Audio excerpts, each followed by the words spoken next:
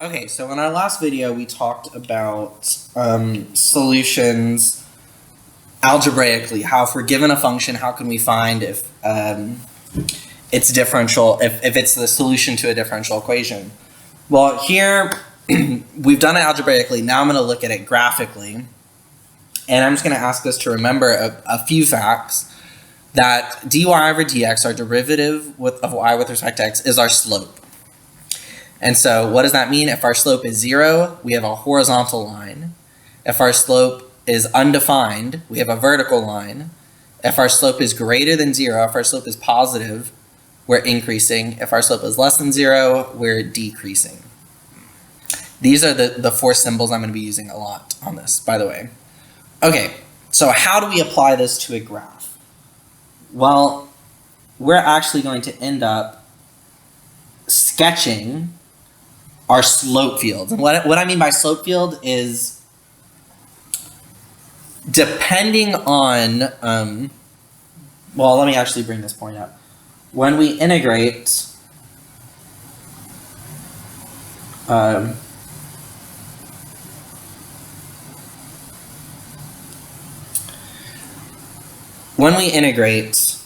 what would the integral of this be? Well, this is the integral of a derivative. Those undo each other. So we get f of x plus c. That plus c means that there's a whole family, the actual word we use is, we call it a family of functions whose derivative would give us this. So let's say, for example, f prime of x equals 2x. That implies that f of x equals x squared, right? But what about if f of x equals x squared plus 1? Is that not also true? Well, if we take the derivative, if it will load, if we take the derivative of this, that still gives us 2x. So both of these are possibilities for our functions. We don't know. That's why we have this plus c. That's how I introduced it. It's this constant of integration that we don't know. And we need to apply that to our graph, which means we're going to look at all of these points. So we're going to have a column for x, a column for y, and then a column for dy over dx. And we're going to do it for all of these points. So that you can kind of do this in whatever order you want to do it in. But here we have 4 by 5. We have 20 points that we need to do. I'm going to approach it just by sort of like reading. So we read from left to right, top to bottom. So I'm going to start here.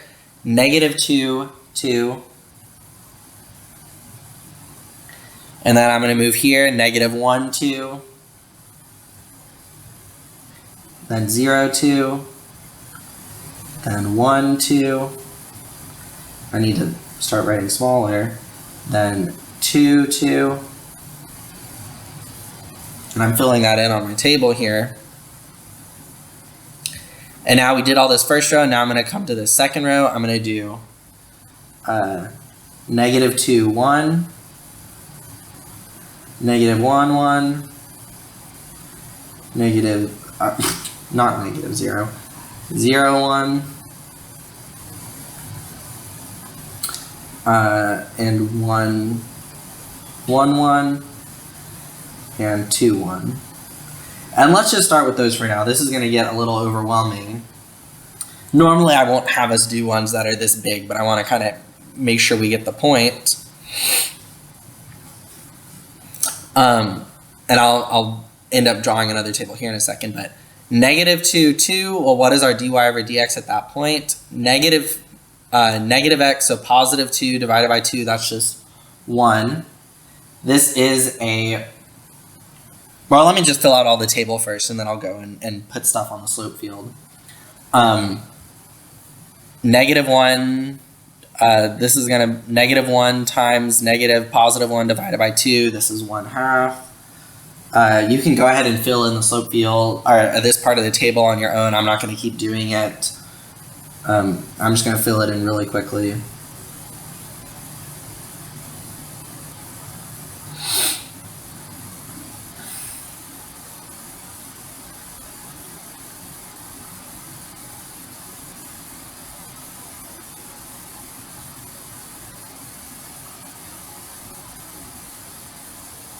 Okay. And so for our first part of the slope field, we get this. And now I'm going to show you what that looks like on the graph. Well, all I care about is this part up here. 0, undefined, positive, or negative. And all these numbers are positive, negative, or 0. I don't have to deal with undefined. But at -2, 2, my slope is 1. This is positive. So I'm going to draw. And I'm actually not going to put arrows here. Conventionally, we don't put arrows. Draw a positive slope. At -1, 2, it's 1/2.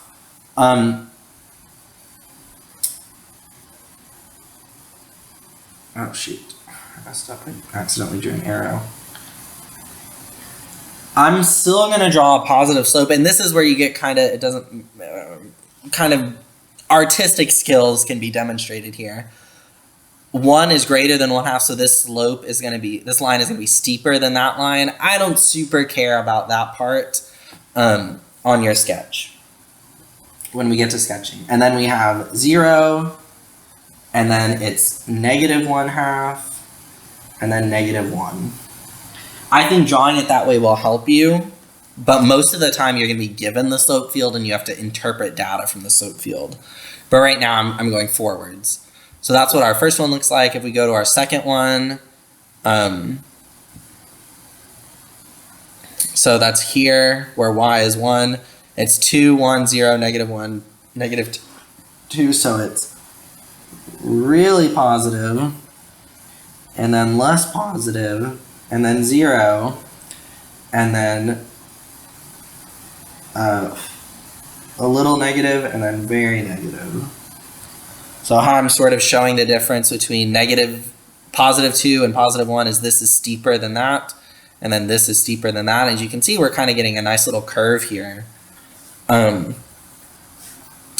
And now what I want you to do, I'll do it in a different color. We have, I did 8 points. I want you to pause the video, and I want you to try and find, let's see, now we're on 0.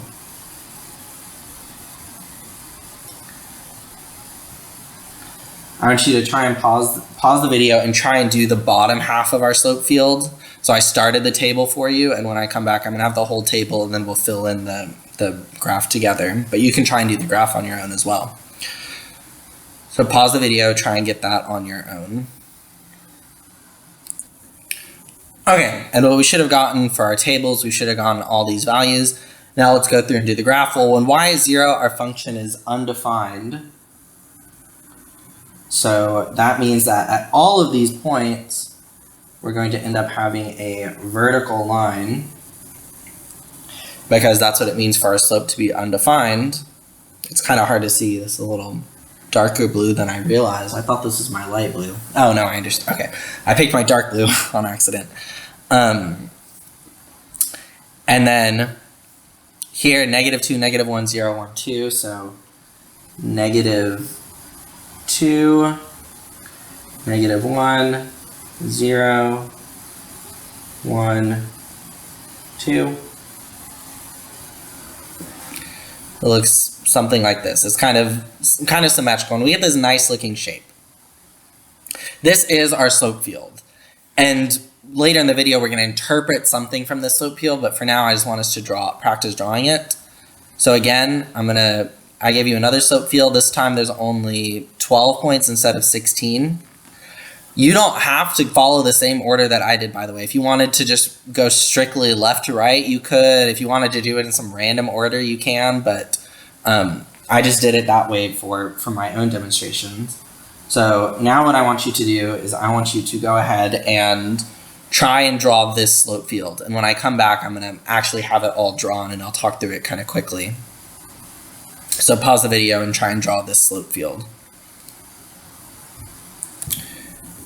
Okay, so I have all my table filled in. I use my light blue color this time. If it syncs, yeah. And we're going to go down the line. So it's 1, 0, -1. So increasing, 0, decreasing. And then it's 2, 0, -2. So increasing more, 0, decreasing more. At 0, we're undefined again. So we have a vertical line. -1, when y is -1, we're going -2, 0, -2, 0,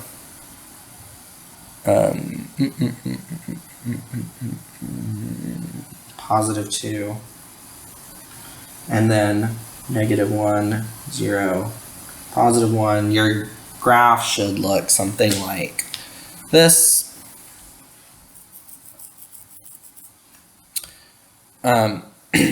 And now we've sketched slope fields. Now let's actually interpret some data from slope fields. That's going to be our next piece here. And I think I have 2 examples that I want to do.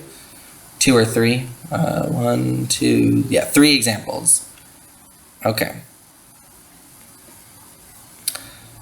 So first example is, like I said, we're going to interpret a slope field. We're basically going to go backwards. We're given a slope field. We need to figure out what function does this go with. Okay. Well, the first thing that I want to look for here is I want to look for where, like similarly to how I did up here, I went by rows. I want to look for a row that's all the same, because that's going to give me some information. And I see here that my entire row here is 0. So I see when y is 0, this tells me that when y equals 0, dy over dx equals 0.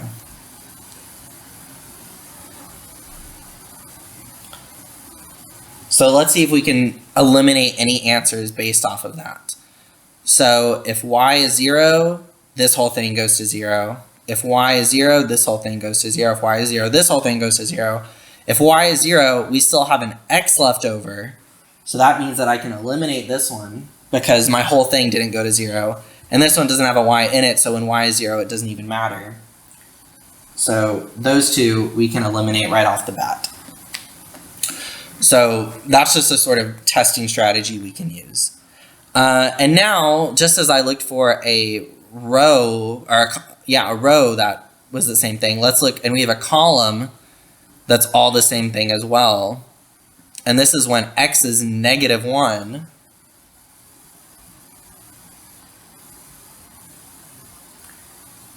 dy over dx equals 0. So I'm just looking for the big patterns that can help me out. So this is -1. So if I substitute a -1 in here, well, this isn't necessarily 0, so A is out. If I look at B, when x is -1, well, -1 times y minus y is -2y. So that's out. And then if I look at C, -1 y plus y, that's -y plus y, that's 0. So that's true. And so this is our one that meets the criteria. So we're sort of pulling some information out now, looking at a slope field. That's our first thing I want us to do, is we look at a slope field, we can recognize what it goes with. Okay, next example, we're going to pull out even more information. And I'm going to try and make this a little apparent. Okay. So let's bring back up to this part here before I even talk about this question. And I want to say something that I didn't say before, but I'm going to give a name to it now. Each of these is part of like a family of solutions. That's what I said. This is a family. This is our family of solutions. And if we look at our family and we pick a particular kid in our family, So these would be like our particular kids. And I'm using that word for a reason. Let me choose a different color. Let me choose green. Each of these are particular solutions.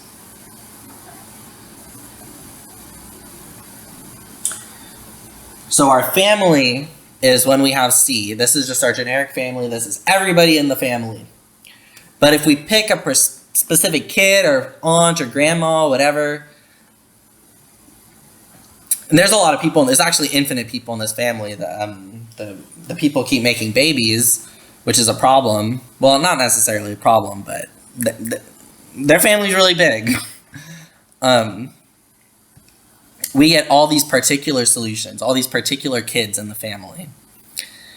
And so now coming here, we're going to read this, and I'm going to do this one together with this because I want us to sort of analyze it together.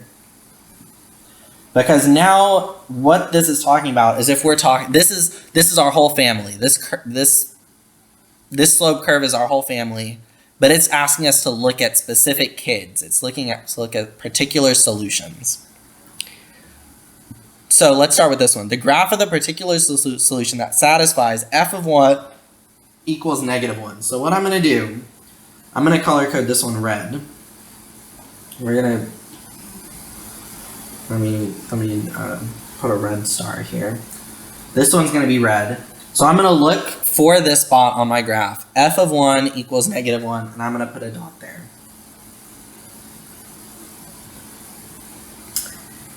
And this next part is going to be kind of hard to recognize. Oh, hold on, let me refresh it so you can see. But basically what I'm going to do, this is a slope of 0, this is a vertex. I'm basically going to follow along these slopes to make a line, to make a curve. So if I go to the left, it's going to kind of look like that, following our slopes. And if I go to the right, it's going to kind of look like that.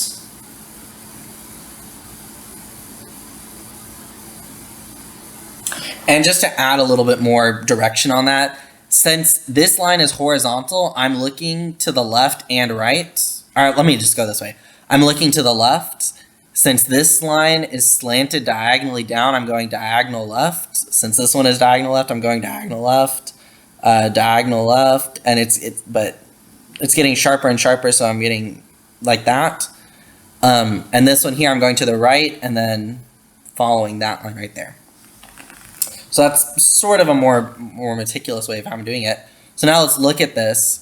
What can we tell about this graph? Well, we can tell that it's concave down, at least from, I think I did the left side wrong, actually, now that I think about it. I think the left side should look more like this. Should look more like that. So it's concave down from 0 to 2. This is true. And we're asking for which one's false. So the particular solution is this kid right here. This red line is the particular solution. Okay. And now we have f of -1 equals 1.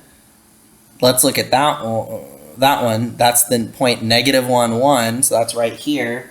Let me do green for this one.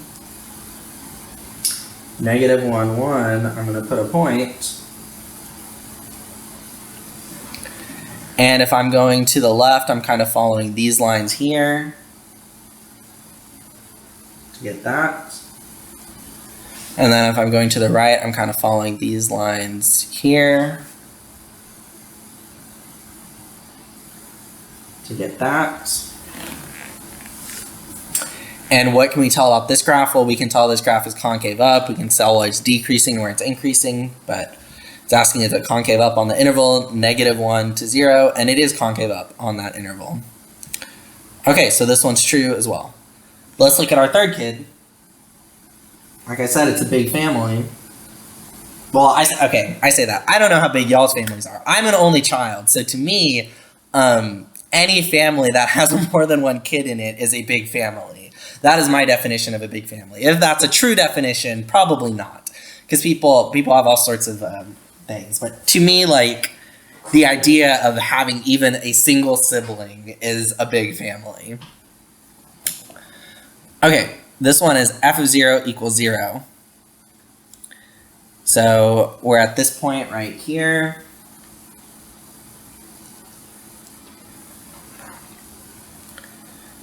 And sort of, this one's kind of hard to tell, but it's going...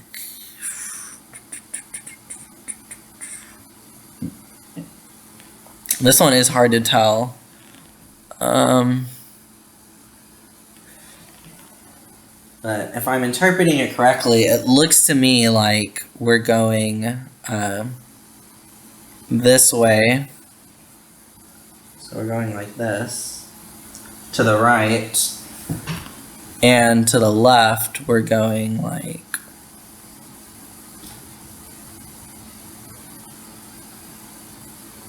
Geez, this left one is tricking me a bit.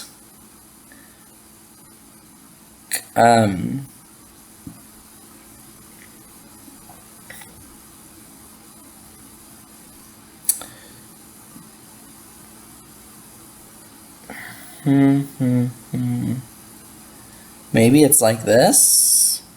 What does our answer choice say? The graph of the particular solution is concave up from -1 to 1. Let me look at my notes really quick. Yeah, okay. This graph is really, really difficult to read, but I'm pretty sure it is going like that. It ends up going up.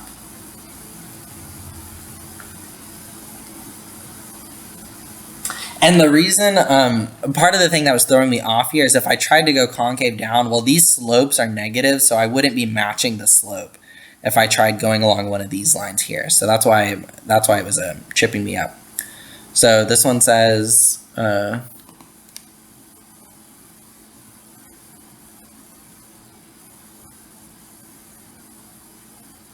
hold on. Actually, I might have gotten it wrong. Hold on. Let me read my notes more carefully.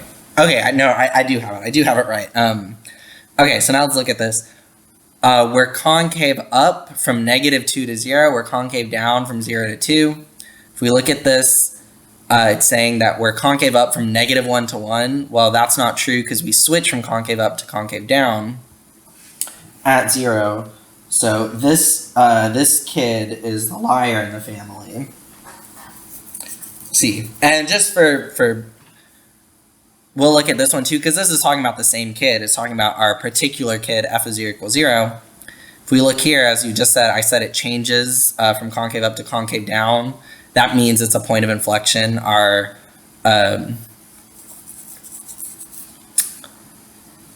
we have a horizontal tangent line here, which means our derivative is 0. And that also means that our second derivative would be 0 here, because the slope of our tangent line is still 0.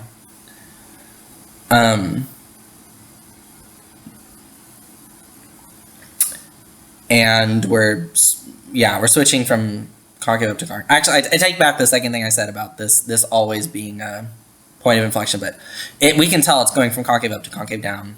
That's a point of inflection. So that part is true about that particular kid. And last one I'm going to do is we're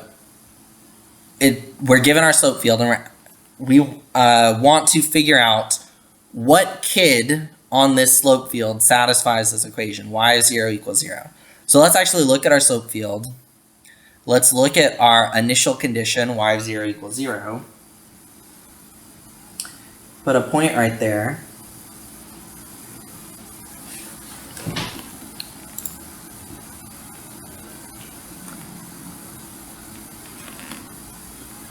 And let's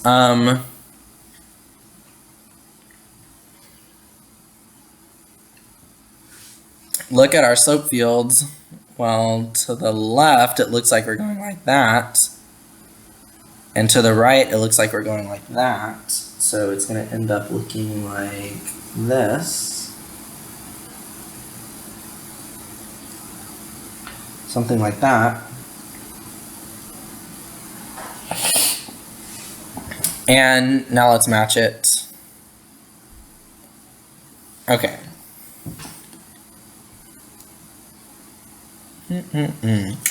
What can we do to figure out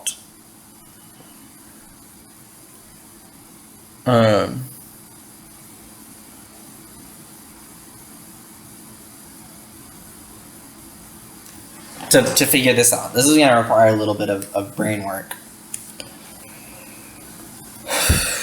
What we're going to do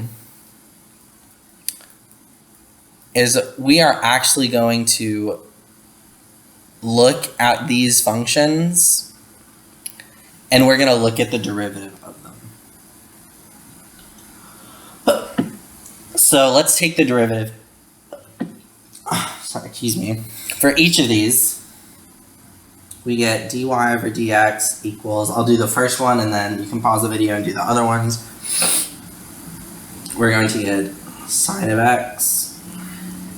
For the first one, go ahead and pause the video. When I come back, I'm going to have all the other three just done already. Okay.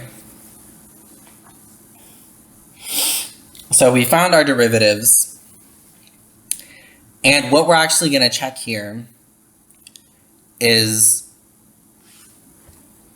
if we look at our slope field is decreasing to the left of 0 and increasing to the right of 0. So let's check each of these functions if they follow that behavior. And first we can even say, like, does it have a critical point at 0? Does it switch? Is it possible? So cosine of 0 is 1. So that automatically tells me that it does not have a critical point at 0. So this isn't even an answer choice, or isn't even a possible answer, because it doesn't have a critical point there. If we look at this one, 2x, well, x is 0, so this whole thing would go to 0. Sine of 0 is 0. Secant squared, secant is 1 over cosine. And we just said cosine of 0 is 1, so this would be 1 over 1 squared, which is 1 over 1, which is 1. So this is also not a possible thing here, because it doesn't have a critical point at 0. And now we're looking at these two.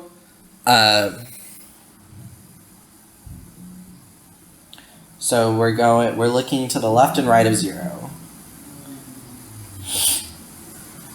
And I want to choose numbers that are relatively close.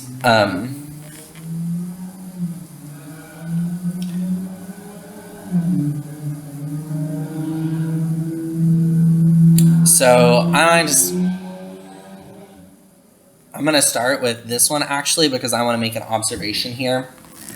E to the x is always greater than 0. We use that on our final. This is a fact you should know. E to the x is always positive.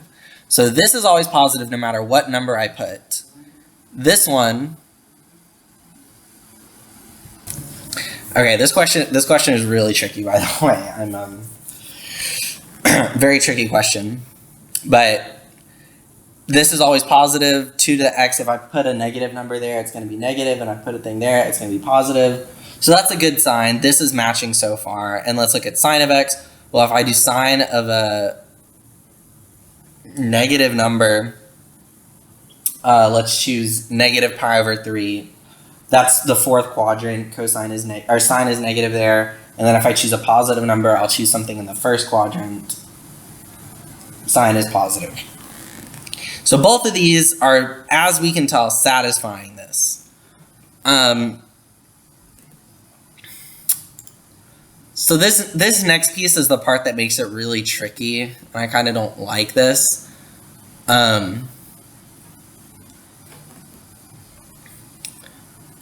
if we look at our curves, none of these slopes are particularly big. None of these are like really close to a vertical line.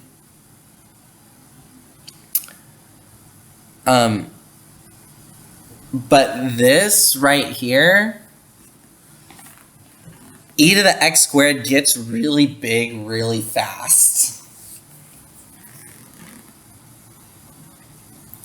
And I don't really like this this explanation that I'm giving, but it's the best one that I can have. So for right now, I'll just say e to the x squared gets really big really fast. Sine of x does not get very big very fast. In fact, sine of x sort of follows this behavior of being symmetrical. Well, this one would also be symmetrical, but actually it wouldn't be symmetrical. But let's say we want to plug in a 2. 2 times 2 is 4. E to the 2 squared is 4. So we have 4 times e to the 4th. E is about 3. It's 2.7, but I'm going to round it to 3. So that's going to be an overestimate bit.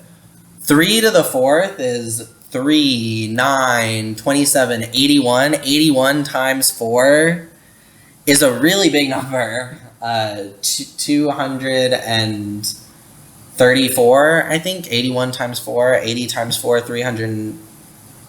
300. Is that what I was saying? 81? Yeah, 3 to the 4, 3, 9, 27, 81. 81 times 4, 80 times 4 is 320 plus 4, 324.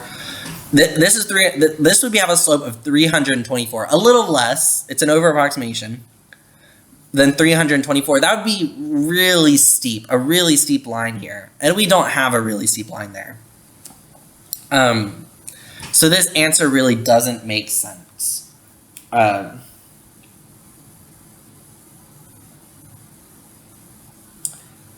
The other sort of way we can evaluate that is even just looking at this e to the x squared minus 1.